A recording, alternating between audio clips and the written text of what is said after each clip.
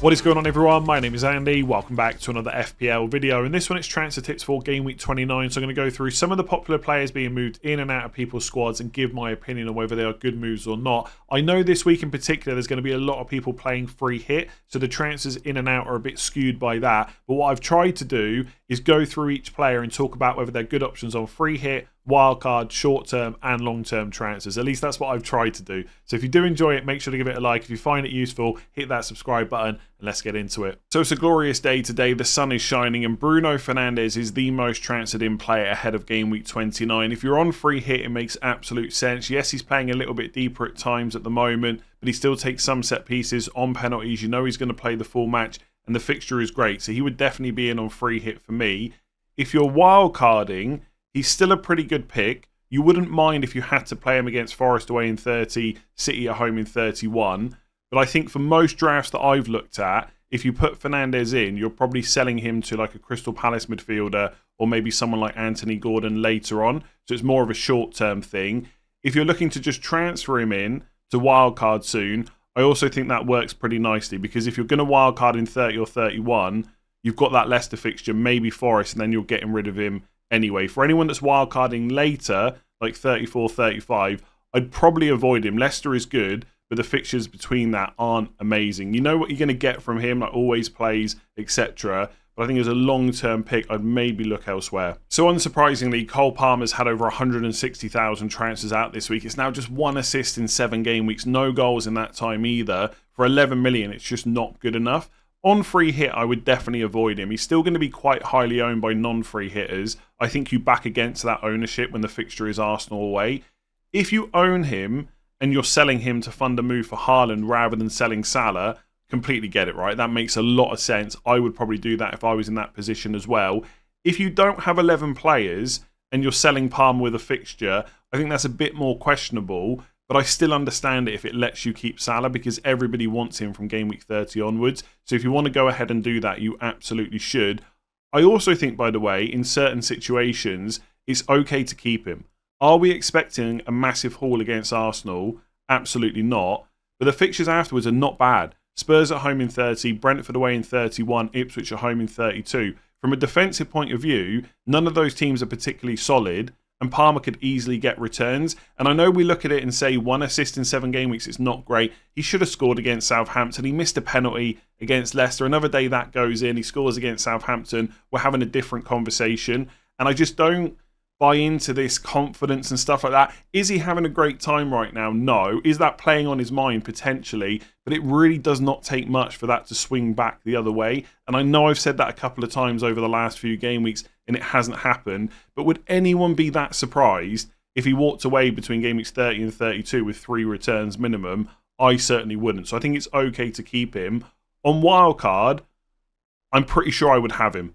All the wildcard drafts I've looked at, Cole Palmer's been on them, partly because he's got a fixture this week, but also the fixtures afterwards are good. And at some point down the line, if you need to sell him, you've got a massive cash cow there, right? You can sell him to someone cheaper, spread those funds elsewhere. So I think he's actually worth keeping on wildcard, but certainly not essential. In terms of how useful he will be for captaincy and stuff like that, you're probably not going to captain him in the next 6 game week horizon. Certainly not in 29. In 30, you've got Salah against Everton at home, Haaland against Leicester at home. 31, Brentford away, not bad, but Isak's got Leicester away. Isak's got a double in 32, and Palmer won't double in 33 either. So next 4 or 5 game weeks, he's probably not a captaincy consideration. So even if you're worried about what he might do, but still want to sell him, the damage that he can do against you is probably going to be minimised. But I still think, no matter what's happened, he's still a really good option for the next kind of 4 game weeks because of game weeks 30 to 32. But if you want to sell him, I get it completely, and I wouldn't argue against it. And I also wouldn't include him on free hit, but I probably would on wildcard. So Alexander Isak blanked last night against West Ham. He came off in the 78th minute for Callum Wilson, but I don't think there's too much cause for concern there because Newcastle do have a Carabao Cup final to think about as well. If anything, I think it's quite positive that he started last night. Free hitters don't need to worry about him. Newcastle don't have a fixture in game week 29. For wildcarders, you are going to want him in sooner rather than later because Brentford at home in 30 is good. Leicester away in 31 is great. Then you've got the double in 32, Man United and Palace at home, where he'll easily be the most popular captain. So for most wildcarders, I would probably just put him on the bench, ready for 30 onwards. I have looked at drafts that have got Palmer, Salah and Haaland. In those drafts, it's quite tricky to have Isak as well. So the plan would be just to transfer him in for game week 31. But for most people, I would just put him on the bench. In terms of those of you that are thinking about selling him to fund a move for Haaland, I think that's fine, especially if it lets you keep Salah. Like, Isak is great for Brentford at home, but I'd rather have Salah for Everton at home if it's a choice between the two. If you're going to lose money on him, definitely factor that in. How easily will you be able to bring him back in? But essentially, something, if you really want Haaland in particular this week, something has to give. Like, someone has to be sold. You're probably going to lose a bit of team value later, but at least you can wildcard him back in. So if you sell Isak this week, you can wildcard him back in game weeks 30 or 31. It's not the end of the world. So if you can, I would just bench him this week because 30 onwards looks good. But if you need to sell him to make the transfers you want to do, that's also fine. You can wildcard him back in later on. So João Pedro has had nearly 100,000 transfers in this week. It's now 3 goals, 1 assist in his last 3 game weeks. And all of a sudden at 5.5 million, he's starting to look like really good value again. That being said, I can't see too many reasons to put him into your squad this week. If you're on free hit, okay, he did well in the reverse fixture against Man City off the bench. But on paper, Man City away is not a great fixture. I would argue that Haaland, Evan Nielsen and Chris Wood are all better options. I'd probably even rather go for Beto against West Ham at home. 90-minute man at the moment, also probably on penalties. So João Pedro not in the top 3 on free hit for me. Wildcard, I definitely get the consideration because 5.5 is a good price. After City, it's Villa at home, Palace away, Leicester at home, which is not bad. And in 33, they could potentially double if they beat Nottingham Forest in the FA Cup quarter-final and Brighton are the home team in that tie. But if you're wildcarding this week, you're almost certainly going for Haaland. Evan Nielsen has got Brentford at home followed by Ipswich at home and pretty good fixtures after that. And presumably by game week 32, you're going to want Isak and or Mateta. So João Pedro looks quite good on paper, but I'm not sure he actually fits into the best 3 forwards on a wildcard. In terms of a transfer in, especially if you don't have wildcard or free hit left, I don't mind it quite so much because the fixtures are pretty good. You've got that potential double in 33 as well. But for most people, using a transfer to bring someone in for Man City away is probably not the ideal use. Again, I would probably argue that a Bournemouth forward is better. So, look, João Pedro, I've not had a great time with him this season for the most part. I've sold him before he's got 4 returns in 3 game weeks. There's also the consideration that he's not completely nailed on either. Now, you could argue the same with Evan Nielsen, of course, right, who I've mentioned quite a lot. I think given how he's playing at the moment and how Brighton, how well they're doing, presumably João Pedro will just continue to start, but it's not even a guarantee. So I don't see many scenarios where it's a good transfer in this week, free hit, wildcard or not. I'd probably avoid him for now. So Aina for Nottingham Forest has also had nearly 100,000 transfers in this week, and in most cases it makes sense to be considering a Forest defender in game week 29. If you're on free hit, Ipswich away is a good fixture. If you're wildcarding in game weeks 30 or 31, you've got Ipswich away and then maybe Man United at home in 30. And Forest will make it difficult for Man United to break them down. I would argue, though, as a short-term transfer, I'd probably rather pick up someone like Kerkez with Brentford at home and Ipswich at home, rather than Forest with an away game and then Man United at home. They're not bad, but for that particular scenario where you're looking to wildcard in 31, I think I'd rather go for Bournemouth. If you're on wildcard this week, Ipswich away is good. You might be looking to set up a bench boost in 32. Everton at home that week is decent as well. And they've got the potential to double later on. Although if they blank in 34, their double probably won't go into 33. As a long-term transfer, don't mind it. Next 4 game weeks are not bad. But in 33, it's Spurs away. And then they might blank in 34. And then their double wouldn't be until after that. But obviously, you could potentially store them on your bench. I think as a long-term transfer, again, I'd probably look more towards Bournemouth defenders instead. In terms of which defender to pick, look, if you're on free hit and you want to go for Aina because money is no issue, fair enough. But I actually really like Milenkovic for set-piece threat. I think for 4.8 million, for anyone that's looking to just transfer a player in or wildcard someone in, I wouldn't spend 5.3 on Aina. I think he's good. There's a reason he's the top-scoring Forest defender, but I don't think that is where I would put my money right now. So Milenkovic at 4.8 is good. As a long-term pick, Nico Williams is cheapest at 4.4. There's just always that slight worry at some point, could Moreno start? I think Murillo, Milenkovic and Aina are absolutely nailed on. Nico Williams is probably slightly less so. He has started a lot of games in a row though. Like every game since game week 15. So you could probably say he's nailed on. But if he was benched, it wouldn't be a massive shock. It would be a massive shock if any of the others got benched, but not Nico Williams. So for safety, Milenkovic is probably the nice blend between the two. A little bit more expensive than Nico Williams, but a little bit cheaper than Aina. But either way, Forest defenders looking pretty good this week. So I briefly mentioned Kerkez just there. Looks like a good option moving forward if you can afford that 5.1 million price tag. On free hit, I don't think a Bournemouth defender necessarily makes my personal top 3. But if you're going to go for a Bournemouth defender, he is the player that I would pick. If you're wildcarding in game week 31, then you've got Brentford at home and Ipswich at home next to. That looks really good as well. On wildcard, I don't hate picking up a Bournemouth defender, but having looked at drafts quite a lot, I think their attackers are worth looking at and their goalkeeper maybe instead of a defender.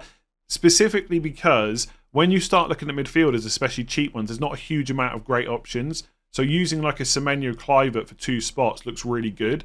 And for goalkeepers, it's also quite difficult. So Kepa fills a spot. So Kerkez is not bad on wildcard. But I just think when you start thinking about the combinations, there's probably lots of other good defenders that you can pick from. As a long-term transfer, I quite like him, right? Brentford at home, Ipswich at home, West Ham away, Fulham at home next 4. Potential for a double in 33 as well, which would look pretty decent. So all-round good pick. I will say, though, and I know I've said this about a lot of players this season, Aina, Kerkez, Robinson, and they go and get more attack and returns, and I just look like an idiot. You still do have someone like Howson who's a bit cheaper, and the only reason I'm mentioning him again is he's 0.6 million cheaper, and money is quite tight. And so if you're having to break your team apart a little bit to get Kerkez, I would suggest that it's just worth getting Howson instead. But if it's more of that shorter term move or a free hit, you definitely just pay the money for him if it's not going to cause you any other issues. So sticking with Bournemouth, Justin Kluivert's just had a price rise last night to 6.2 million, over 100,000 transfers in already this week. And he looks like the pick of the Bournemouth attackers to go for, especially in midfield. He's got penalties over Semenyo, minutes over Utara, and I wouldn't probably go for Tavernier at this point. So Kluivert is the one, and in every strategy, he's a really good option this week. Free hit, he would definitely be in my 11. Wildcard, he would definitely be in my squad. Short-term transfer, Brentford at home, Ipswich at home, great on paper. Long-term transfer, decent fixtures, potential double in 33. He should be coming in for most people this week, I would suggest, if you don't already own him. Only slight concern, he was benched in the last FA Cup game, presumably just a rest because he started the next Premier League game. Bournemouth do have, after Brentford at home, an FA Cup match against Man City, which is super important, right? They've got a genuine chance of getting through to the final this year. That game is not long before the Ipswich home game. So could he play Man City and potentially get benched against Ipswich? Yes, but there is not necessarily a super high chance of that happening, and the upside is so high with the fixtures they've got, I don't think it's even worth considering. So if you're bringing Kluivert in, no matter what your strategy is this week, it's almost certainly a good transfer. So Brian Mbeumo continues to get a few transfers in this week, nearly 50,000 so far. And I think with a player like this for FPL, he's never going to be a terrible pick because he always starts, always plays the full match, and he's on penalties as well. And his underlying numbers outside of penalties are pretty decent. So he's an all-round solid pick. On free hit, I don't hate it. Bournemouth away on paper is not great. But for all the reasons I've just said, you could go for him. I don't think he's super exciting this week, but he's a solid pick. For everyone else, unless you already own him, I would ignore bringing him in. Because it's Newcastle away in 30, Chelsea at home in 31, Arsenal away in 32. So as a short or long-term transfer, he's not ideal. And Brentford can still double this season, but that relies on Nottingham Forest beating Brighton in the FA Cup. And even if that happens, they will then blank in 34, and that double will probably be after 34, not in game week 33. So you could have a situation with Mbeumo where after Bournemouth, it's Newcastle away, Chelsea at home, Arsenal away, Brighton at home, blank, and then a potential double in like 35 or something like that. So I don't think he's a great transfer in. I've got him in my squad, and if I don't wildcard, I will definitely keep him and just play him against Bournemouth. He's still a solid enough pick, but I wouldn't be transferring him in. And on free hit, I think it's debatable. If you want to go for him, fine. If you don't, that's also fine as well. So Jarrod Bowen is similar to Brian Mbeumo. He's just an all-round solid pick that's probably on penalties at the moment as well. It's worth noting that Paquetá came off the bench against Newcastle last night, and when he's on the pitch, he's probably ahead in the pecking order. But with everything going on, I'm not sure he's going to be getting too many minutes anyway, so not a massive consideration from an FPL point of view. For free hitters, Everton away is fine. It's nothing to get excited about. I wouldn't argue against it either if you wanted to put him on that.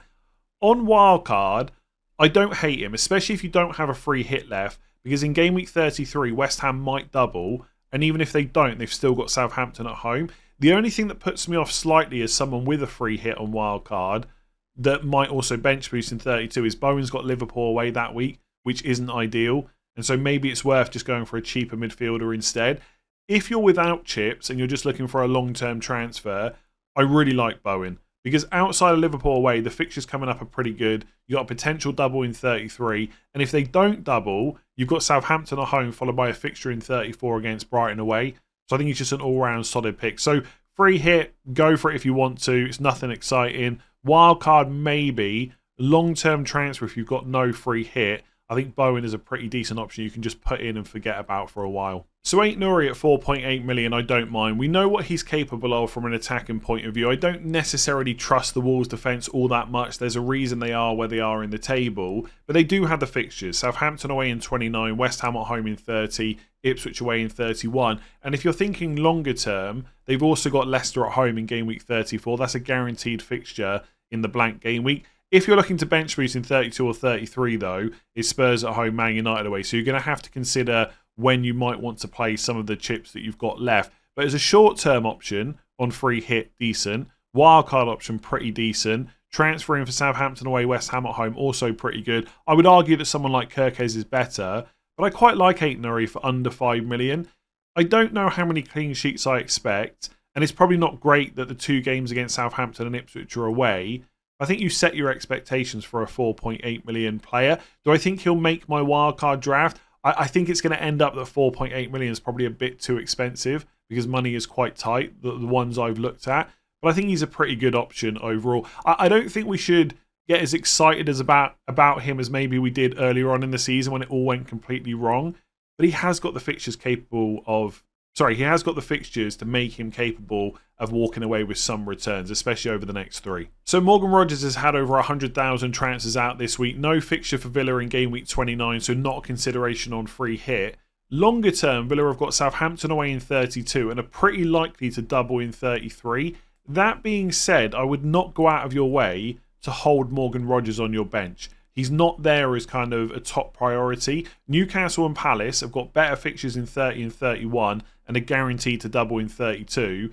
And you could probably even argue that Liverpool players are better to hold on to on the bench because of how important players like Mo Salah are. So in terms of holding players through the blank, Rodgers is not a priority. Because although they've got that Southampton game, although they're quite likely to double in 33, it's Brighton away in 30 and Forest at home in 31. And Palace and Newcastle players are just more important for 32. So it's not that you can't hold him through. If you're in a position where you can bench him, you've got 11 players out this week, great.